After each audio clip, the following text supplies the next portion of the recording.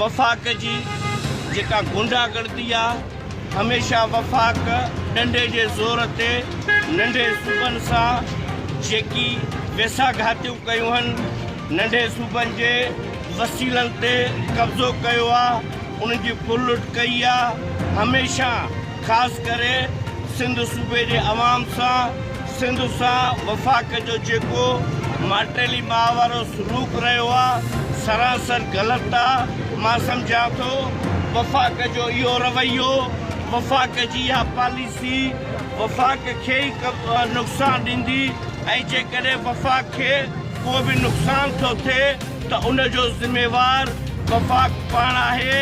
पाकिस्तान ठहण खां हिन वक़्त ताईं हमेशह वफ़ाक़ सिंध सां वेसाघातियूं कयूं आहिनि सिंधियुनि खे दीवार सां लॻाइण जी हमेशह साज़िश कई आहे। सिंधी माण्हुनि सां माटेली मां वारो सलूक रहियो आहे वफ़ाक़ जो जेका सरासर नाइंसाफ़ी आहे।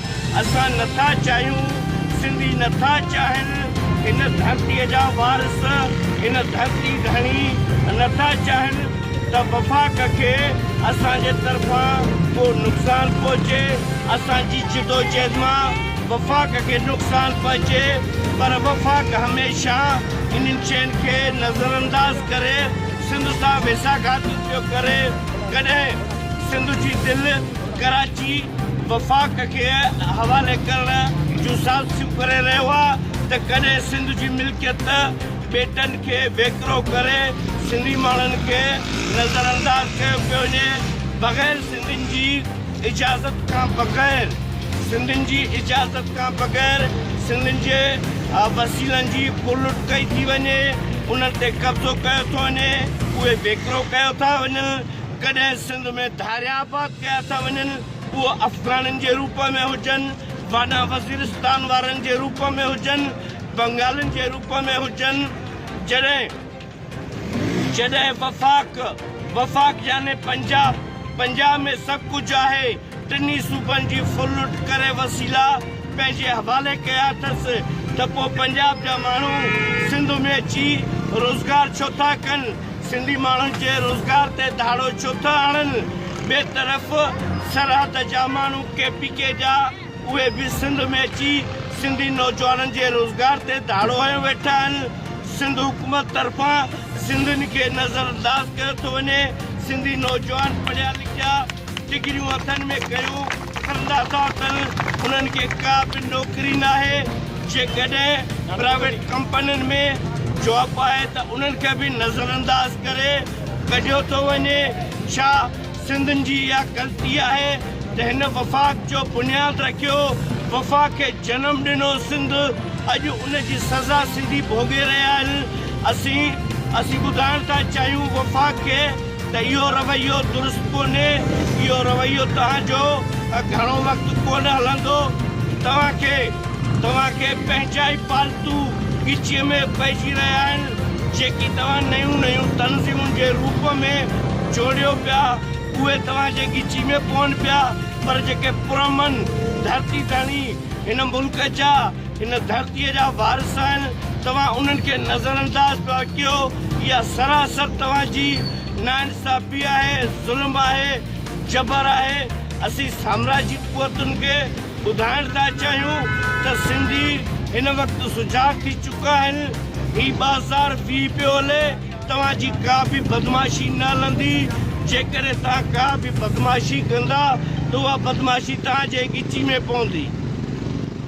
ऐं ॿुधाइण थो चाहियां उन सिंध दुश्मन क़ुवतुनि खे जेकी तव्हां मुख़्तलिफ़ रूपनि में कॾहिं PSP पिया ठाहियो त कॾहिं MQM खे पाकिस्तान जो नालो ॾेई हमदर्दी पिया पैदा कयो MQM पाकिस्तान पिया ठाहियो।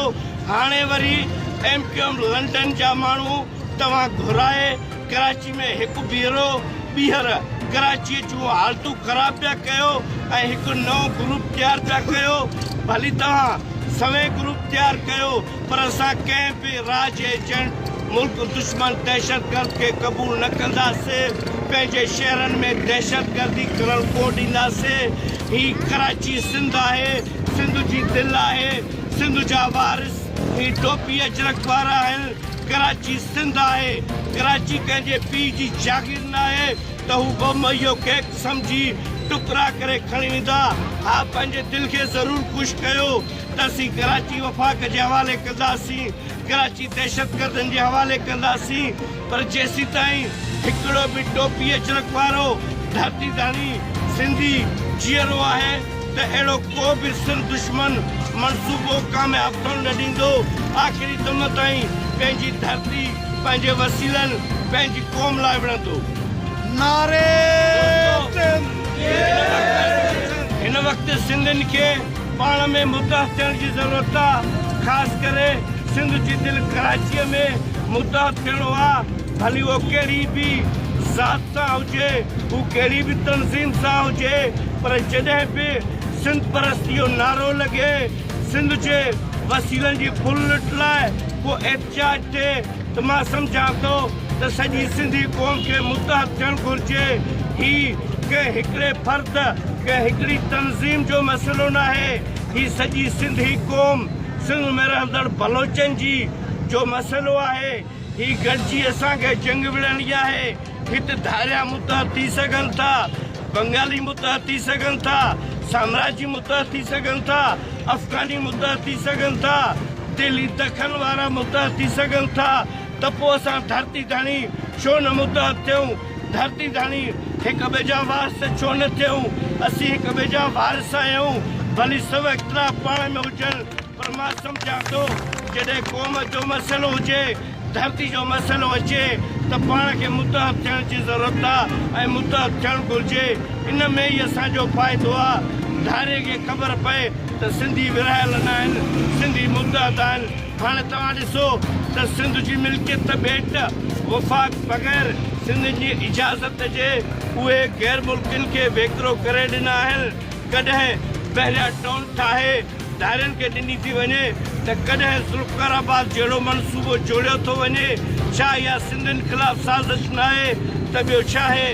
कराची सिंध जी दिलि ऐं सिंध जी दिलि कराचीअ में सिंधी लावारसी वारो ऐं पंहिंजी ज़िंदगी गुज़ारे रहिया आहिनि ऐं हिते धारिया असांखे ललकारे रहिया आहिनि। हमेशह धारियुनि सिंधियुनि ते वार कया आहिनि, पर असां तुंहिंजो मुंहिंजो मसइलो सम्झी दरगुज़र कंदा आहियूं। हाणे ईअं न थियणु घुरिजे, सिंधी क़ौम खे मुतहद थियणु घुरिजे। हीअ सिंध असांजी आहे, हीअ सिंध जा वारिस असां सिंधी आहियूं, टोपी अजरक वारा आहियूं।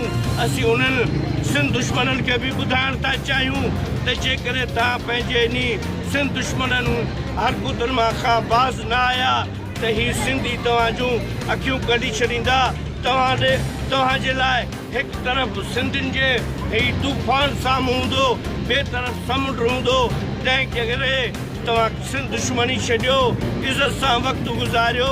जेकॾहिं तव्हां आया आहियो त इस्लाम जे नाले ते असां तव्हांखे हिते रहण जी जाइ ॾियूं था, रोज़गार कयो, पर असांखे तस्लीम कयो त हीअ धरती असांजी आहे। पर असीं ॿुधाइण था चाहियूं त तव्हां तस्लीम कयो या न कयो, दुनिया खे ख़बर आहे त हिन पाकिस्तान खे जनम ॾींदड़ सिंध आहे ऐं सिंधी माण्हू आहिनि।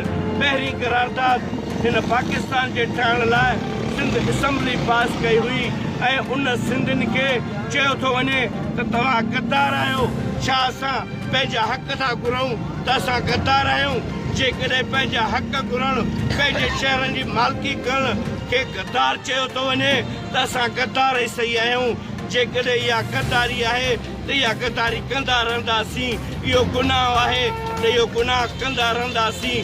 जेकॾहिं अञा बि वफ़ाक़ बाज़ नथो अचे सिंध दुश्मनी हरकतुनि खां त मां सम्झां थो त पोइ वफ़ाक़ जो हलणु वधीक मुश्किल आहे। पोइ उहो थींदो त न वॼंदो बांस, न वॼंदी बांसुरी। असीं नथा चाहियूं त हिन मुल्क खे नुक़सानु थिए ऐं ॿियनि मुल्कनि जूं क़ुवतूं फ़ाइदो खणनि। तंहिं करे सिंधी क़ौम सां वेसाघातूं न कयो, सिंधी क़ौम खे नज़रअंदाज़ न कयो, सिंधियुनि सां माटेली मां वारो सलूक न कयो। इहा ई तव्हांजे लाइ बहितरी आहे। जीअं सिंध